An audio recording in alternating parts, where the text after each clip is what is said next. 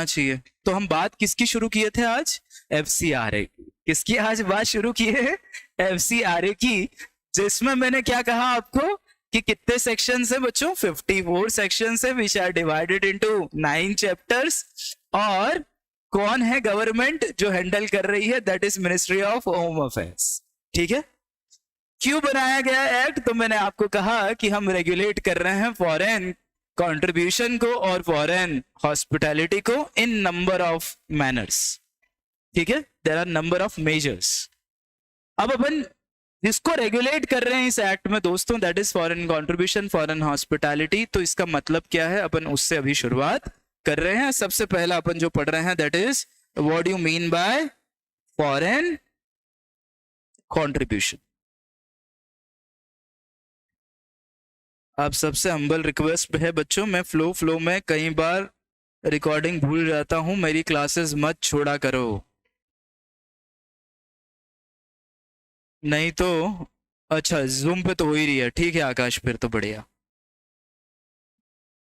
Zoom पे तो हो ही रही है, क्योंकि मुझे ध्यान नहीं रहता जब एंजेलिना की बात होती है और फिर पैसों की बात होती है।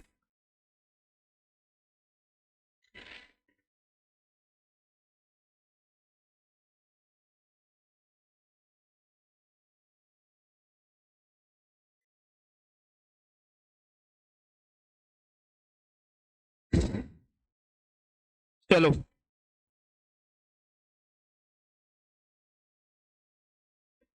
फॉरेन कंट्रीब्यूशन का मतलब होता है फॉरेन सोर्स ने, किसने?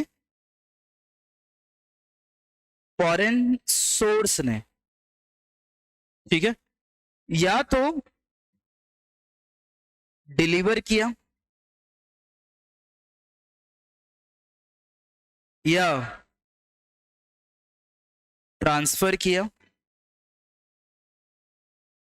या डोनेट किया, as the case may B.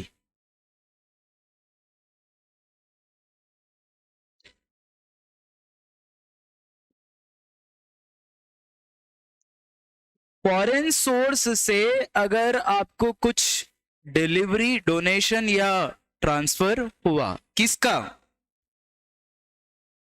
पहला, एन आर्टिकल, क्या मिला? आर्टिकल।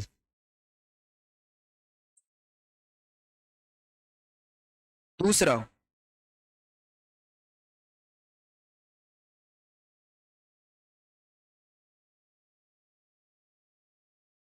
करेंसी। तीसरा, सिक्योरिटीज। फॉरेन कंट्रीब्यूशन होने के लिए किससे मिलना जरूरी है? फॉरेन सोर्स से। क्या? या तो कोई आर्टिकल, आर्टिकल मतलब कोई वस्तु, करेंसी मतलब पैसा, और सिक्योरिटीज। अब करेंसी चाहे इंडियन हो या फॉरेन, सिक्योरिटीज चाहे इंडियन हो या फॉरेन, उससे कोई वास्ता नहीं। तो फॉरेन सोर्स से डिलीवरी, ट्रांसफर, डोनेशन मिले, आर्टिकल का, करेंसी का या सिक्योरिटीज का, ठीक है। Article not being personal in nature,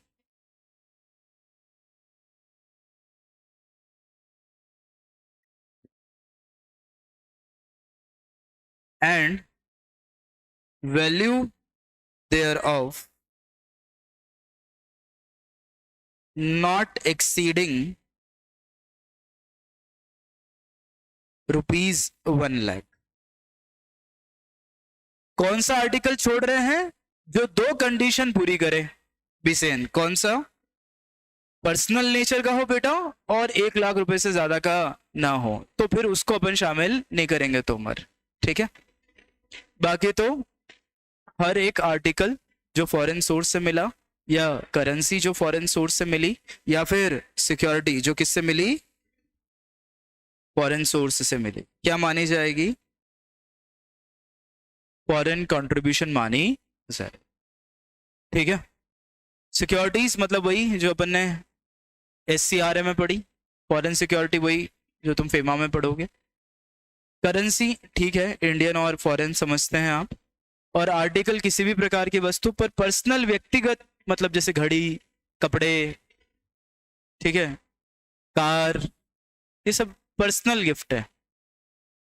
और इनकी वैल्यू अगर 1 लाख रुपए से ज्यादा की नहीं है। वैल्यू कौन सी होनी चाहिए? Market value. ये भी देख लेना, कौन सी वैल्यू? Market value. तो फिर ये एक्सक्लूडेड है, ये फिर एक्सक्लूडेड है। ठीक है साहब, तो फॉरेन सोर्स से मिलना चाहिए। अब फॉरेन सोर्स क्या होगा वो भी डेफिनेशन है, आगे पढ़ेंगे। तो क्या सिर्फ ये आर्टिकल या ये करेंसी या ये जो सिक्योरिटीज मिली है यही फॉरेन कंट्रीब्यूशन है? नहीं, इंक्लूड्स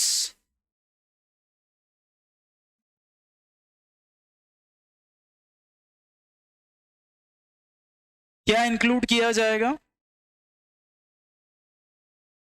जो मुझे फॉरेन सोर्स से मिल रहा है वो तो है ही, पर मुझे फॉरेन सोर्स से ना मिलकर मुझे उस ऐसे व्यक्ति से मिल रहा है जिसने फॉरेन सोर्स से लिया। मतलब अभी तो मैं I am getting it directly from the foreign source. अब मैं क्या कर रहा हूं?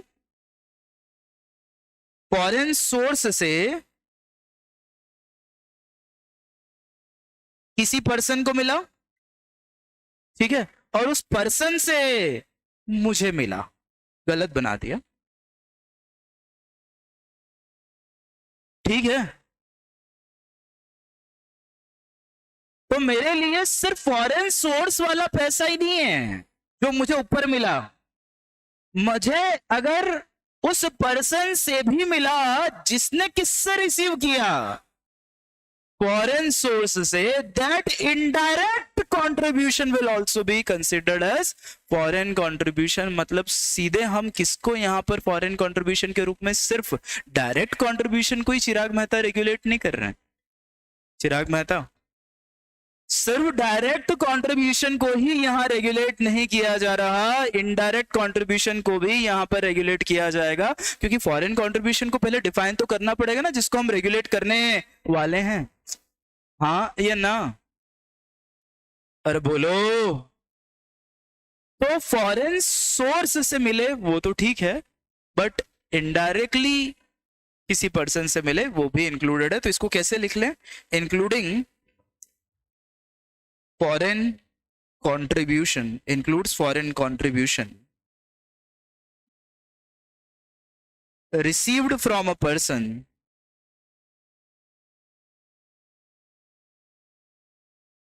who has obtained it from foreign source। क्या बात समझ में आ रही है? सब्जेक्ट अच्छा लगेगा बच्चों आपको, चिंता मत करो, वो जिम्मेदारी मेरी है। ऐसे कैसे नहीं लगे? ठीक है, तो अगर फॉरेन सोर्स से मिले वो भी फॉरेन कंट्रीब्यूशन है, फॉरेन सोर्स से ना मिलकर किसी पर्सन से मिले जिसने फॉरेन सोर्स से लिया है वो भी कंट्रीब्यूशन। अब मेरे पास इस तरह से बहुत सारा पैसा इकट्ठा हो गया है। अब मैं यही सोचता रहता हूं करूं क्या, करूं क्या। तो मैंने सोचा, वैसे तो पर्व को पैसों की जरूरत नहीं है, पर मैंने कहा ठीक है तू ले ले ब्याज पे। तो भैया को दे दिए, पर्व भैया को दे दिए, हर्ष भैया को दे दिए, चिराग मेहता तो फिर बड़ा व्यक्ति है, पर इसको भी दे दिए। ठीक है, तो जब मैंने फॉरेन कंट्रीब्यूशन इस तरह से किसी को उधार दे दिया तो मुझे क्या मिला? ब्याज। वर्चस अग्रवाल, ब्याज अग्रवाल लोग जल्दी समझ जाते। तो if I have received any interest, या फिर वो पैसा मैंने इन्वेस्ट कर दिया डिबेंचर में, तो वहां से भी मुझे मिला इंटरेस्ट। तो अगर मैंने किसी प्रकार का लाभ, प्रॉफिट, गेन, इंटरेस्ट कमाया इस फॉरेन कंट्रीब्यूशन में, that shell also form part of the foreign contribution. बात समझ में आ रही है? आकाश सुमन, तो पहला तो क्या इंक्लूड कर लिया? जो इनडायरेक्ट आया वो पैसा भी। दूसरा, any interest or benefit arising from investment of foreign contribution. मैं भी पैसा इकट्ठा करूंगा थोड़ा सा, फिर सागर सर और रोहित सर और निखिल सर से पूछूंगा कौन से शेयर्स में लगाऊं। हाँ, ये तो क्या है, ये टीचिंग से जो मिल रहा है वो तो साइड इनकम है।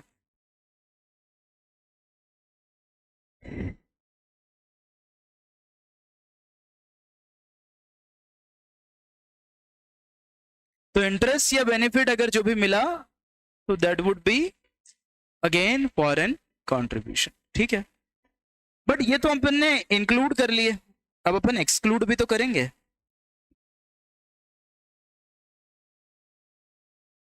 ठीक है, एक्सक्लूड मतलब फॉरेन कंट्रीब्यूशन माना ही नहीं जाएगा। अब फॉरेन कंट्रीब्यूशन है ही नहीं मतलब रेगुलेट ही नहीं है। अब बताओ किसको आप रेगुलेट नहीं करोगे? जो ऑर्डिनरी कोर्स ऑफ बिजनेस में आपको रिसीव हुआ हो। करेक्ट, मतलब जॉन की दुकान है यूएसए में, मैंने यहां से परफ्यूम्स भेज दिए, इत्र भेज दिए, इतर बेचे, ट्रेड एंड कॉमर्स, और उससे मुझे कोई पैसा रिसीव हुआ, हाँ या ना? या कोई एजेंट है उससे कोई पैसा रिसीव हुआ, तो ऑर्डिनरी कोर्स ऑफ बिजनेस में किसी पर्सन से या उसके एजेंट से कोई पैसा मिला तो that shall not form part of the foreign contribution, because अपन तो अब आपस में व्यापार कर रहे हैं, वही है। एजुकेशनल इंस्टीट्यूशन है, अब इंडिया में कई स्कूल हैं, कई फॉरेनर पढ़ने भी आते हैं इंडिया में। ठीक है, जॉन, मेरी, एंजेलिना कोई पढ़ने आया, एजुकेशन फीस उस कॉलेज को मिली। जैसे there is a very good college which is famous for it, Tata Institute of Social Science. इसका एचआर वर्ल्ड भर में फेमस है बच्चों, TISS, Tata Institute of Social Science. इसका एचआर का एमबीए जो होता है वो वर्ल्ड भर में फेमस है, मतलब फॉरेनर्स पढ़ने आते हैं और वो फीस के रूप में बहुत सारा पैसा लाते हैं। तो अब टिस कॉलेज के लिए ये फॉरेन कंट्रीब्यूशन होगा? नहीं, एजुकेशनल फीस रिसीव हुई है, that shall not form part of the. बात समझ में आई? ठीक है, तो एक्सक्लूड क्या कर दूं,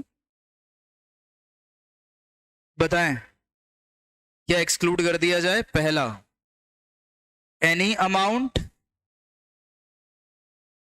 received in ordinary course of business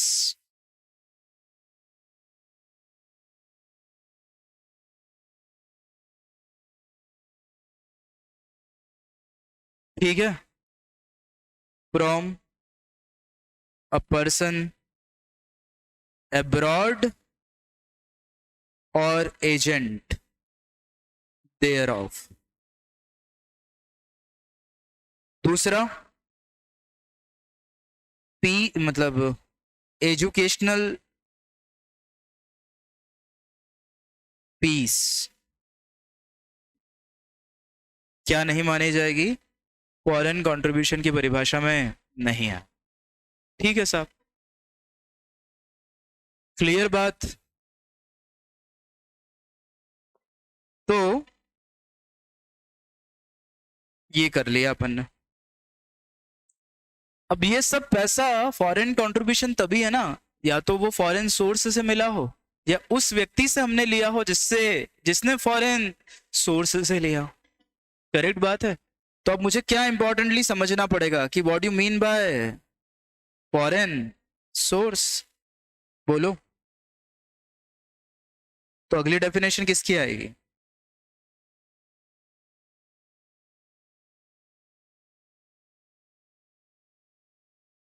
foreign source की डेफिनेशन आएगी। अगली definition would be of foreign source.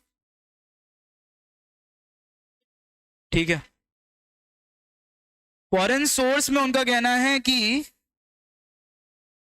Government of foreign country, government of foreign country, विदेशों की सरकारें फॉरेन सोर्स है। तो सीधे आपके पास पैसा है या फिर राम श्याम घनश्याम को पैसा आए और उसके पास से आपके पास आ जाए, ठीक है। तो government of foreign countries basically foreign source. Instrumentality शब्द सुना है क्या आज से पहले कभी गलती से मेरे मुंह से? अरिन, नहीं सुना होगा भाई, तूने कॉन्स्टिट्यूशन पढ़ा है मुझसे? तो फिर इंस्ट्रूमेंटलिटी ऑफ स्टेट शब्द बताया होगा मैंने तुझे। अजय हसिया वर्सेस खालिद मुजीब, सुखदेव वर्सेस भगत राम। हाँ अरे पढ़ाया है। इन बच्चों ने भी तो पढ़ा होगा जब छोटे थे, तो CSWT में अजय हसिया वर्सेस खालिद मुजीब।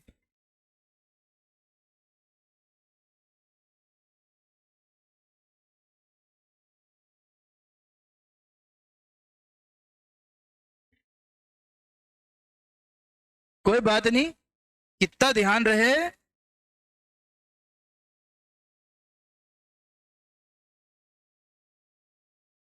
इंस्ट्रूमेंटलिटी का मतलब होता है उसकी तरह, उसकी तरह इंस्ट्रूमेंटल। तो गवर्नमेंट या उसकी तरह। तो जैसे अजय हसिया वर्सेस खालिद मुजीब में पढ़ा था कि कब एक कॉरपोरेशन को स्टेट मान लिया जाएगा।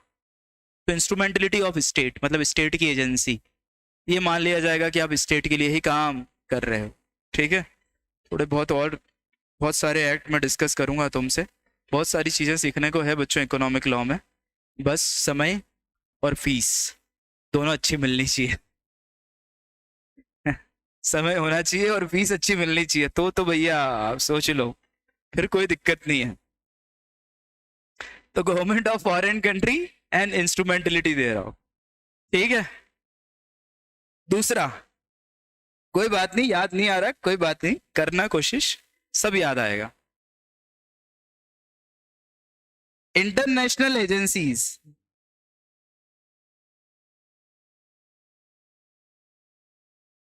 बट अदर देन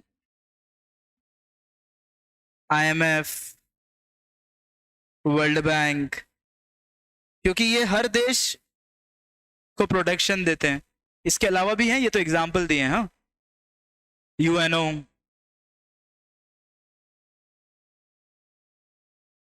तो इंटरनेशनल एजेंसीज को भी क्या माना गया है? Foreign source. तीसरा, फॉरेन कंपनी। चौथा, corporation other than foreign company.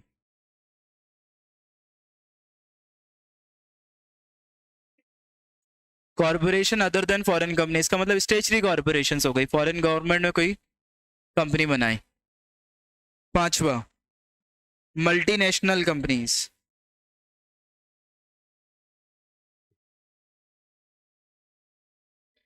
Module सामने हो तो मिलाते जाना, कोई दिक्कत नहीं है, चेक करते जाना। ये सब चीजें तो बहुत आसान है, मेरे हिसाब से समझ में भी आ जाएंगे तुमको।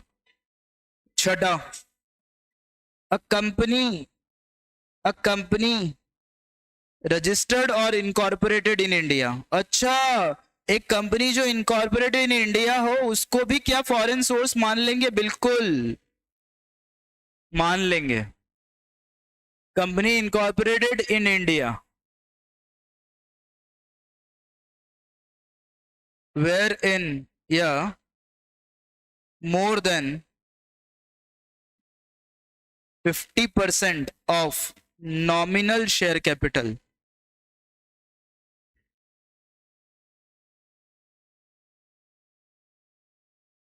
thereof is held by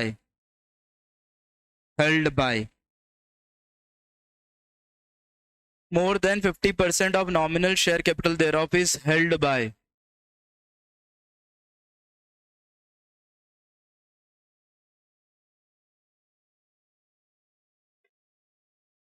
foreign government।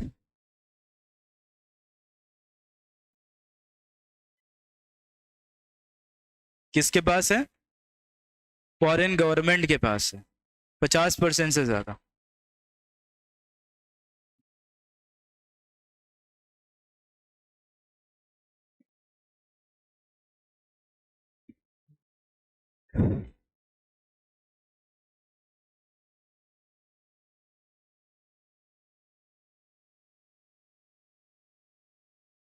Foreign company और कॉरपोरेशंस उनके पास है, या फिर वहां के सिटीजन के पास है। सिटीजन कहाँ का? फॉरेन का। या फिर वहां की एसोसिएशन, ट्रेड यूनियन,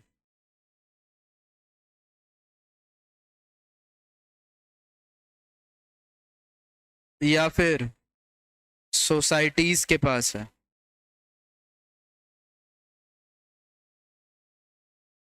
ठीक है, तो ऐसी कंपनी भले इंडिया में बनी है बट उसमें कंट्रोल किसका है?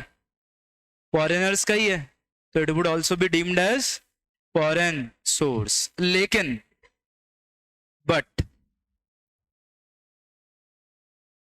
shall not be foreign source, ये तुम्हारे मॉड्यूल में नहीं लिखा होगा क्योंकि ये अमेंडमेंट था और तुम्हारे मॉड्यूल पुराने हैं। सर अभी तो प्रिंट होके आए हैं तो भी पुराने हैं, ये अमेंडमेंट बहुत पुराना है फिर भी तुम्हारे मॉड्यूल में शामिल नहीं। कोई बात नहीं, ऐसा होता है। shall not be foreign source if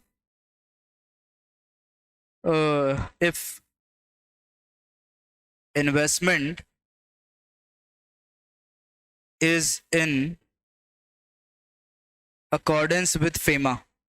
किसके अकॉर्डेंस में है? फेमा के अकॉर्डेंस में, तो फिर भी नहीं माना जाए।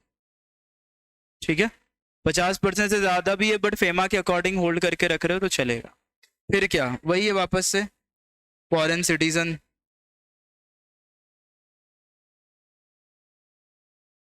फिर वही association, societies, trust,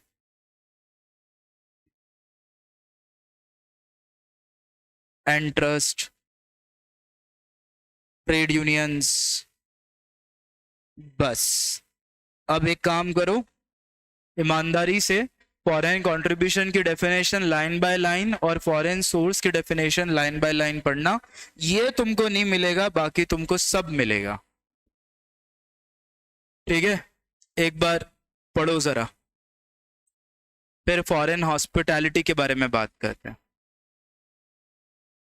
foreign contribution की डेफिनेशन दिख रही है कहीं? मिलना ही चाहिए, शुरुआत में ही सेक्शन नंबर 2 है।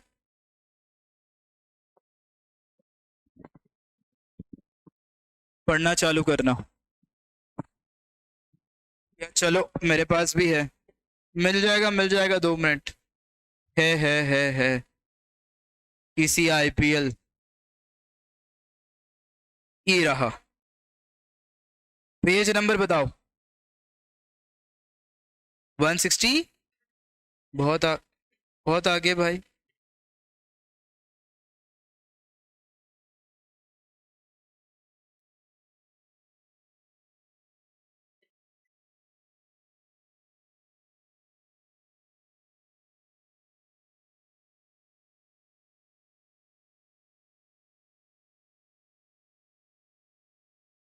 Law relating to foreign contribution regulation.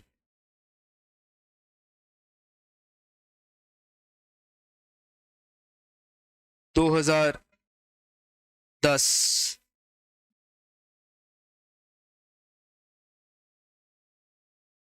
इस पर आ जाओ, फॉरेन कंट्रीब्यूशन पहुंच गए। देखो, डोनेशन, डिलीवरी, ट्रांसफर किया, वर्ड टू वर्ड कॉपी ना मैंने रट लिए थे। किससे? फॉरेन सोर्स से। Article, currency, security. Currency India हो या फॉरेन हो, सिक्योरिटी चाहे SCRA वाली हो 2H की या फिर फॉरेन सिक्योरिटी हो फेमा की। अब बताओ, अकल बड़ी की भेस? भेस। Article, not being an article given to person as a gift for personal use, market value in India of such article is not more than as may be specified from time to time by CG in rules। तो CG ने क्या बताया rules में? 1,00,000 रुपए। मेरे को आता है इसलिए मैंने पढ़ा दिया। ठीक है, क्योंकि MCQ भी प्रिपेयर करने, कोई भरोसे नहीं चोरों के, कुछ भी पूछ लेंगे। तो ये तो डायरेक्ट मिला किससे, फॉरेन सोर्स से।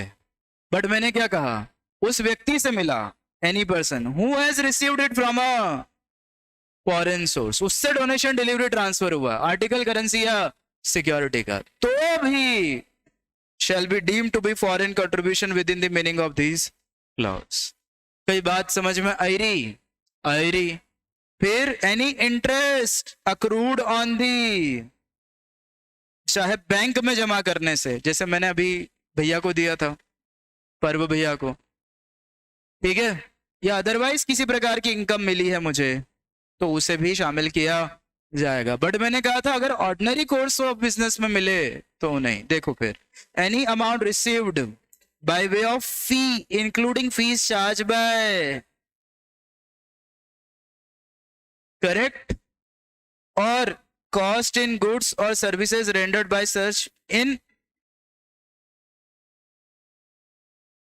ठीक है, और any contribution received from an agent of foreign source. अब बोलो, सिर्फ उससे मिले जरूरी नहीं है, फॉरेन सोर्स के एजेंट से मिला तो भी is excluded from the definition. Done.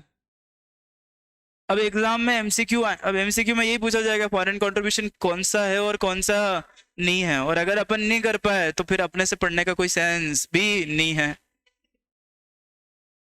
नहीं तो एमसीक्यू कहां से बनाएगा, ये तो बहुत सरल सब्जेक्ट है।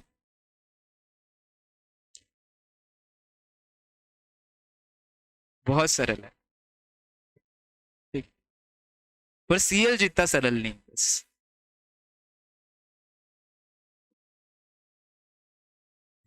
सीएल अभी भी टफ लगता है तुम लोगों को,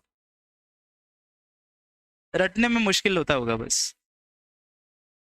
कहाँ ओ आर, कहाँ एस आर कैसे ध्यान रखें, कहाँ बोर्ड रेजोल्यूशन, कहाँ बोर्ड मीटिंग, कहाँ आरबीसी कैसे याद रखें, हाँ ये दिक्कत है। तो ठीक है, तो चलता है ना। चलो, फॉरेन सोर्स फिर से includes government of foreign country और एजेंसी, जिसे मैंने क्या कहा था, इंस्ट्रूमेंटलिटी, ऑब्लिक लगाया था, देख लो। International agency not being UNO, IMF, world bank, बोलो। फॉरेन कंपनी, कॉरपोरेशन और मल्टीनेशनल कंपनीज, बताओ है कॉपीड। फिर कंपनी जिसकी more than half of the nominal share capital is held by government, citizen, corporation, trust, society, association, बोलो। क्या ठीक कह रही हूं क्या? फिर trade union, trust, society, association और फॉरेन सिटीजन, ये सब क्या है, फॉरेन सोर्स है। मैंने कहा था इसमें एक पॉइंट नहीं मिलेगा, पर मैंने ऐड करवाया था ब्लैक बॉल पेन से, मतलब कहा था ना कि ये तुम्हारे मॉड्यूल में नहीं है, देखो आज भी नहीं। ठीक क्या, डन। तो what you mean by foreign contribution, जिसको अपन रेगुलेट करने वाले हैं, ये बात समझ में आ गई। बट एक और कॉन्सेप्ट है, दैट इज फॉरेन हॉस्पिटैलिटी। अगला पॉइंट लिखो, फॉरेन हॉस्पिटैलिटी। आओ भगत, बच्चों को ऐसा लग रहा है कि बस 3 मिनट तो बाकी हैं, छोड़ दो, पर है ना, मैं बदल जाऊं, ये तो हो ही नहीं सकता। अब किसकी बैच है अगली, छोड़ना पड़ेगा भैया। बॉस है बॉस। चलो, फॉरेन हॉस्पिटैलिटी सुनो ध्यान से। जब फॉरेन सोर्स, तुमने कॉर्पोरेट मूवी देखी है, Bipasha Basu, corporate movie? Sir हमने कल वर्ल्ड कप फाइनल देखा है। कॉर्पोरेट मूवी में बेसिकली ये हुआ था, फॉरेन हॉस्पिटैलिटी, इसलिए बता रहा हूं। चलो कोई बात नहीं, सुनो ध्यान से। अगर कोई foreign source, not being the casual one, not being the casual मतलब कैजुअल को छोड़ना है ना। अगर फॉरेन कंट्री में लॉजिंग, बोर्डिंग, ट्रेवलिंग या मेडिकल ट्रीटमेंट आपको ऑफर करता है, वो फॉरेन हॉस्पिटैलिटी है। क्या है वो? Not being the casual one, foreign source से अगर आपको ऑफर किया जाता है मतलब ट्रेवलिंग, बोर्डिंग, लॉजिंग मतलब खाना पीना रहना, ठीक है, एंड मेडिकल ट्रीटमेंट मतलब अपने को कोई भी पैसा देना नहीं है, वो स्पॉन्सर करेंगे, free boarding, lodging, medical treatment, तो दैट इज फॉरेन हॉस्पिटैलिटी। विदेशी आव भगत। पढ़िए जरा डेफिनेशन।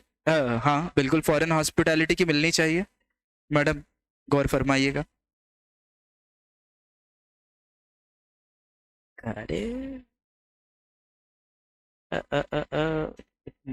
पेज नंबर, पर इसका मतलब भी तो हो कहीं। फॉरेन हॉस्पिटैलिटी की डेफिनेशन ही नहीं दिख रही रे। हाँ है 175 पेज पर पहला ही पैराग्राफ। देखो अब यार ज्ञान तो ये आगे पीछे बांट रहे हैं। Foreign hospitality means any offer, offer मतलब कॉन्ट्रैक्ट एक्ट वाला, not being purely casual one, made in cash or kind by foreign source, providing person with the cost of travel, free boarding, lodging, transporting और medical treatment। ठीक है, उसे क्या कहा जाता है? Foreign hospitality. पर मिलना किससे चाहिए? फॉरेन सोर्स से। ठीक है, तो इसे क्या कहा जाएगा? Foreign hospitality. तो 3 डेफिनेशन मिनिमम रिक्वायरमेंट है, ठीक है, जिनको मैं रेगुलेट कर रहा हूँ। One is foreign contribution and another one is foreign hospitality. But foreign contribution होने के लिए या हॉस्पिटैलिटी होने के लिए it should be received from the foreign source. और फॉरेन सोर्स की डेफिनेशन अपन ने कर ली है, हॉस्पिटैलिटी की कल करेंगे और उसके बाद तड़तड़ आगे बढ़ेंगे। आज का काम यहीं पर पढ़ कर जाइएगा, रोज यही आदत डालिएगा। और इसी के साथ आज के लिए सभा समाप्त। शुभ दिन।